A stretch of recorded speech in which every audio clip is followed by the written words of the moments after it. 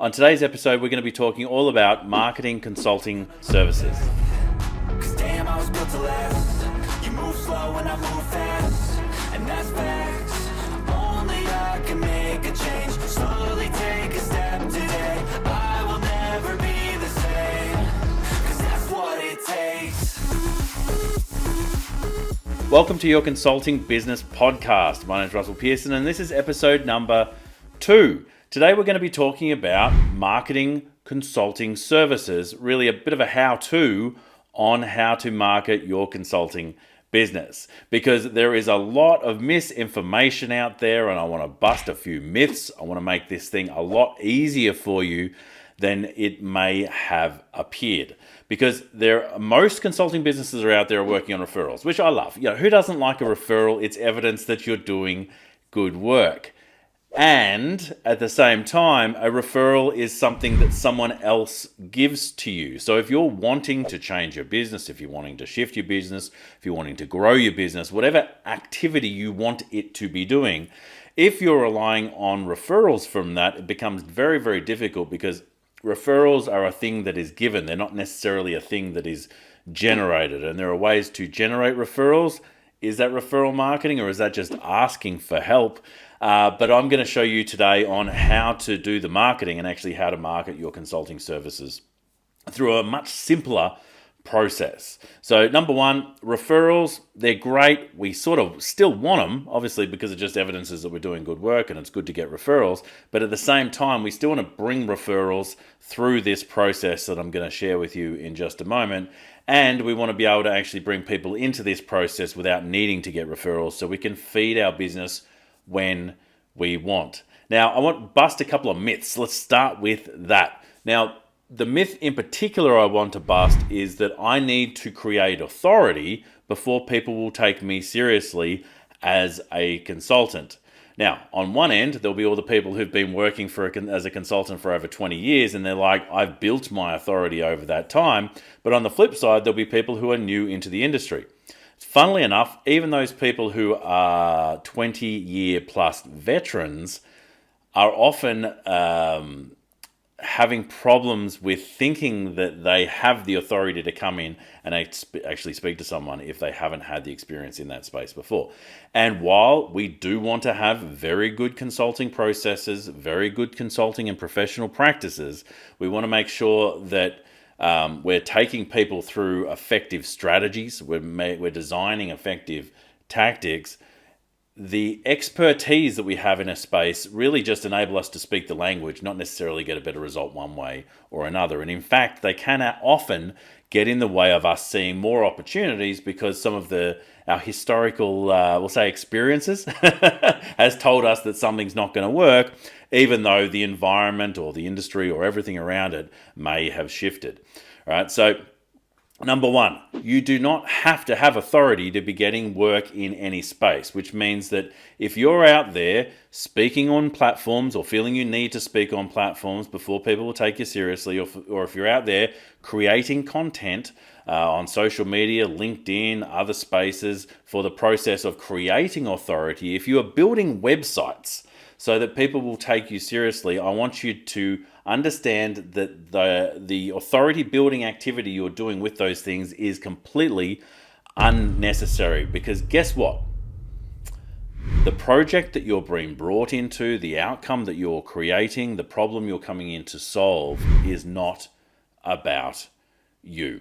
So I want to start with that as a premise, because anytime we think that we're the ones creating the outcome, we're actually missing an opportunity to use the resources and the opportunities within an organization, because it's really them that's going to make the change. All we're doing is being a GPS to help them get there. So let's talk about the marketing side of things. So referrals, we put it to the side, all right? We're going to come up with a process that's better with referrals. We'll get referrals on top of that. On the other side, we do not need to be building authority. We do not need to be creating websites. We don't need to be doing all those things before we can get work. In fact, it's a very simple process, which is what I'm going to go through right now. The first step in the process is to connect. Now, what does that mean? Well, it very much depends on who we are going to be working with. Now, my suggestion in any marketing services is that the more that you niche, the more effective and more streamlined your business has the opportunity to be. So I would suggest niching if you can. There'll be all sorts of reasons why you think you can't. There'll be all sorts of reasons why you're resisting it, because my experience over thousands of people that I've worked with is that everybody is resistant to the idea of niching, because you may miss out on the opportunities, but your ease in communicating to a very, very targeted niche, your ease on helping them get the outcomes they want in a very targeted niche, is going to drive your experience very much into that space. So you're going to create processes, and I know that goes against what I said before, but you're going to be able to create processes that deal very, very well with that specific niche industry. So first off, we're going to connect, but with who? So we need to go who and where. If we know where they are, we're very clear about who they are. And if we don't know where they are, we're not clear enough on who they are. I want you to understand that demographics do not create a market segment. There is a whole bunch of activities that you need before you can actually define a market segment. The main one is, what problems do they have? What problems do you solve? Who has those problems? Where are they? All right, we're at the connection step. So, who is your specific market? Where are they? What I mean by where are they is, where can I literally see a list of individuals that I need to contact? Now, that could be because they're a position type in an organization. You'll be able to go to LinkedIn and find those people by doing a simple search that'll give you a list. If you're looking for a category, let's say that it's a med tech or something like that, there are associations where these people hang out. There are lists of these people on directories. There are lists, literally, of these people in almost every market, everywhere. Now, if you're solving a problem that's more for the general public and not for a business that's a sector or a position, you want to look at problems. Now, where do people hang out with their problems? Well, they hang out in groups normally. And that's where things on Facebook and other places like that are going to be far more effective. So, number one, who, where, and how are we going to connect? Once we know how we're going to connect, that starts the whole ball rolling. And so really, I'm going to be giving you these principles in the step. It is going to be for you, and potentially for you to reach out to me, for us to do the work to discover what are the nuances of your system. But number one has to start with connect. How are we connecting with these people? What does connection look like? Well, it means we're getting to a point where we can have some form of conversation. Now, that could be on the phone, it could be in person, it could be at a networking event, it could be in a direct message on some online portal, it could be an online platform, a social media. Wherever it is, we're going to start having a chat. And so we connect. Step 2 is to qualify. We've given our best guess at the top, and we've gone, this person may be able to use what we've got. Now we're going to qualify, not that they have the problem they're going to fix now, but they actually would have that problem at some point. So just to make this more broad, all right, so we know that it's a factory. It's a factory with people, all right? That's the sector we're after, which means they're going to have people problems, and they're going to have payroll problems, and they're going to have resourcing and streamlining and all the different things that go with that. But what is it for your sector? What are the qualifications that you want? Maybe it's that they would be able to afford me. All right, well, what would tell you that they're able to afford you? Back when I was walking in the marketing space, well, not walking, but working, walking around, doing nothing. No, I was working in that space. And one of the ways we were able to see if someone could afford our advertising, we would see what other forms of advertising that they were doing. And we would know the costs on those forms of advertising, so we would know approximately what they would be spending. So if we look at a business and we know they've got certain equipment or certain software, or if they've got certain numbers of people, we know what their capacity to work is. Now, if you're starting with startups, that's one of the areas that I've spoken to a lot of people about, because they want to help startups. Completely get it. You need to understand whether they can resource you as an opportunity for their business now, or whether it's a future thing. So you want to qualify that these people are the people we want to speak to. And you can do that with just 2 very simple questions. I remember in the early days when I was speaking to commercial building companies, or people who supplied to commercial building companies, we would ask them a simple question like, are you doing more specifications, or are you doing more alternatives? And within that sector, it's a little bit of sector jargon, but it tells me the type of makeup that business is using in the sales space. All right. So what are your questions for qualification, and how are you going to deliver them? Are you going to ask them out point blank? Are we going to ask them in a little series of questions? We're going to ask them how they're doing, whatever it might be. We just need to get a little qualifier to see if we're moving them to the next step. So intention. Intention is what this is all about. Intention is the thing between the steps. What is the intention with connecting? All right. So we have someone to speak to. What is the connection with qualifying? To decide if we should continue the conversation, or if this is a person who will never actually have something that I could work with. An example in my space. All right. So I do well helping e-commerce businesses. But right now, I'm not focusing on helping e-commerce businesses. So if I find out that this is a product-driven business and it's not a service piece, if there's not a opportunity for them to be speaking to customers and doing sales and marketing in that space, then it doesn't make sense for me to work with them right now. So it's like, great to connect with them, fantastic. I'm not going to invite them to the next step, which is step number 3, invite them. Invite them to something. Invite them to a group, to an association, to a meeting, to a conversation with you is probably the worst opportunity, because they think they're going to be sold to. But what is the step you can invite them to?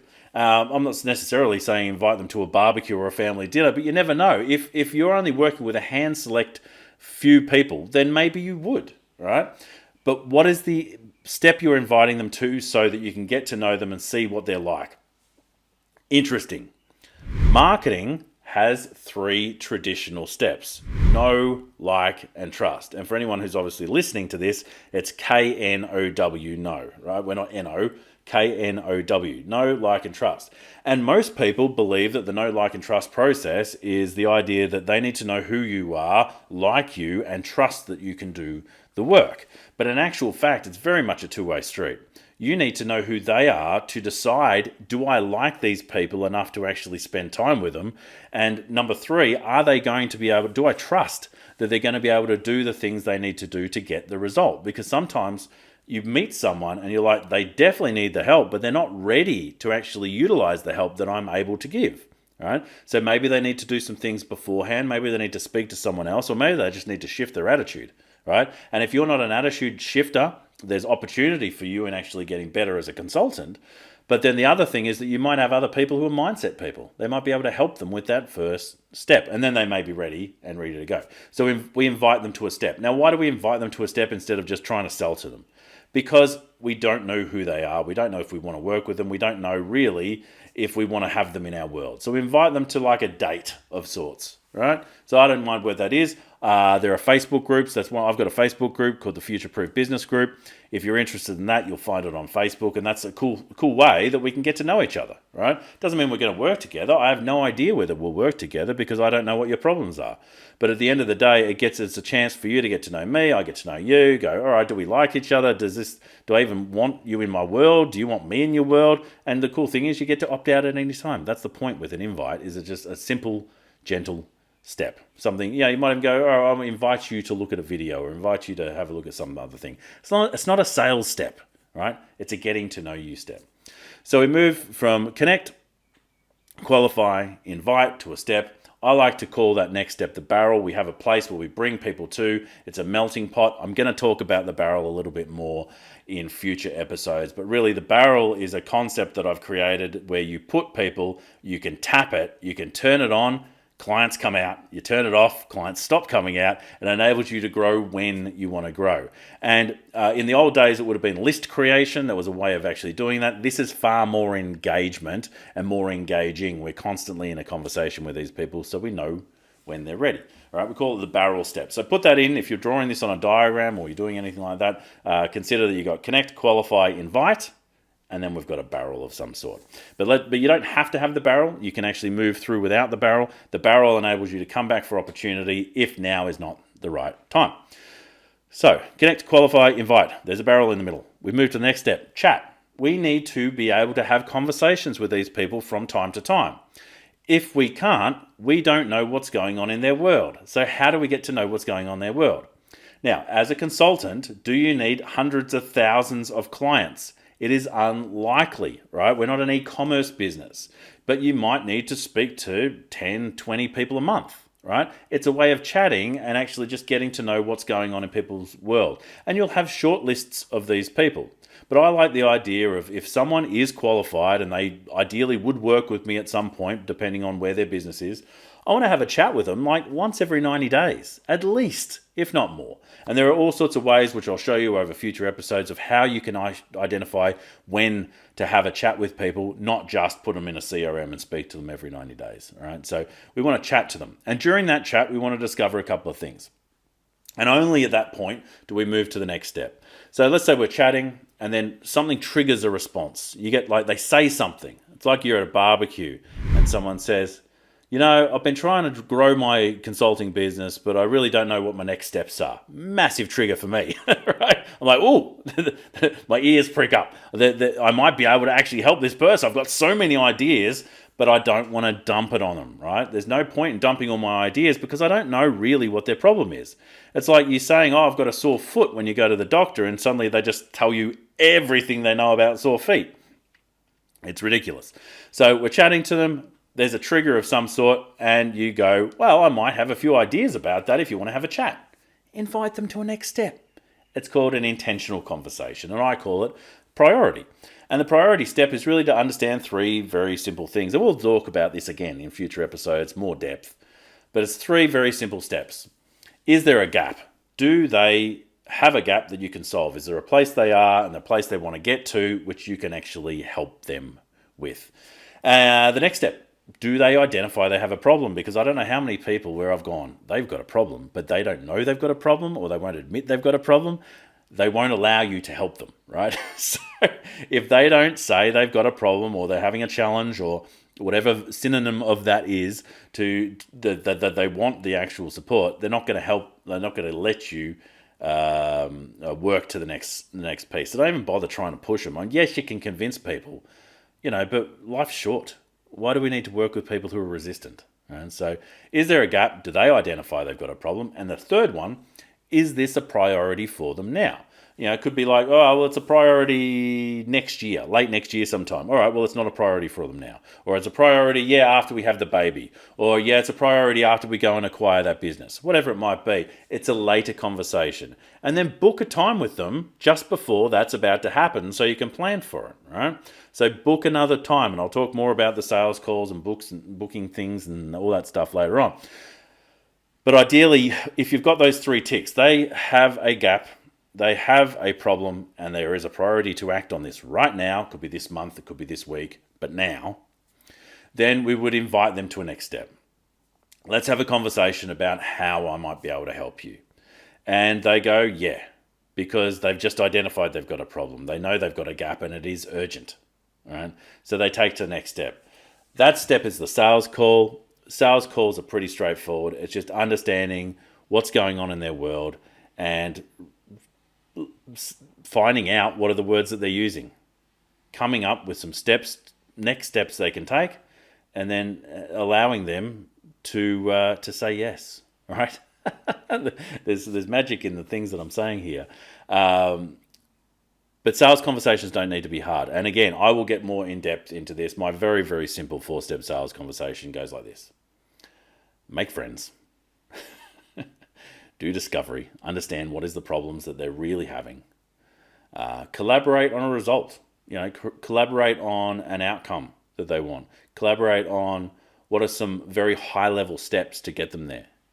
And then once you agree that that's the thing that you all want to do, that you as a consultant want to work on, and them as the client want to actually have happen, either in their business or in their life, whatever it might be that you're consulting on, then you just take them to the next step, which is help say yes. Don't get in the way of them saying yes. Help them say yes. And I will talk more in depth in it, but we're talking about the marketing to sales process. And I'll tell you what, if there was a PhD for me to write on, it would be the intersection of marketing and sales. And so that's why my marketing process very much leans into my sales process, because it's why are we doing it at the first place. Our intention in marketing is not to build authority. It is to make connections where we can speak to people, because as consulting businesses, those are the two crucial parts that we need. Connection, and then the ability to speak to a person at any point in time just to check in and see how they're going, to see if now is the right time to assist, and how you might even be able to do that. All right, so let's run through it. We need to know who, we need to know where. If we know that, and I'll get in more in depth in another episode, if we know that, we know where to connect with them. We connect, we qualify, we invite them to a step. The step may be a barrel. At some point, they're in that invitation scenario, they're in that environment, we can have a chat. When we have a chat, they might say trigger words that might enable us to go, I might have a few ideas. You take them to a priority call. If now is a priority, based off those other criteria, we have a conversation about how we can help when we make an offer and they say yes. Okay, so that's a simple process. That is a process that you can bring into your business. It is a useful one, and one that we work in the Forge Business program. In fact, I've created a process called the Specialist Sales System, which gives you all the parts. And some of those parts take a lot longer to learn than others. There's some videos that go for about an hour. There's some work that you can do, but once you've got it, the difference it makes to your business and your conversations that just enable sales to happen rather than trying to convince someone that they need to buy. It just makes life so much more fun and actually your business so much easier. So that's the process for engaging people into working with your consulting business, how to market your consulting services, marketing consulting, right? So at the end of the day, if you haven't checked it out already, make sure you're going to consultingbusinesspodcast.com, because there you'll find resources for your consulting business, for you and the business. And I would love you to check those out, and I'd invite you to take whatever steps are available there that are going to help you in your business. Until next time, my name is Russell Pearson. Stay passionate, and I will catch you on the next one. Bye for now. Thank you for joining us on Your Consulting Business Podcast. Make sure to click the subscribe button for future updates, and also make sure to go to consultingbusinesspodcast.com for goodies made especially for you by yours truly. I will see you on the site.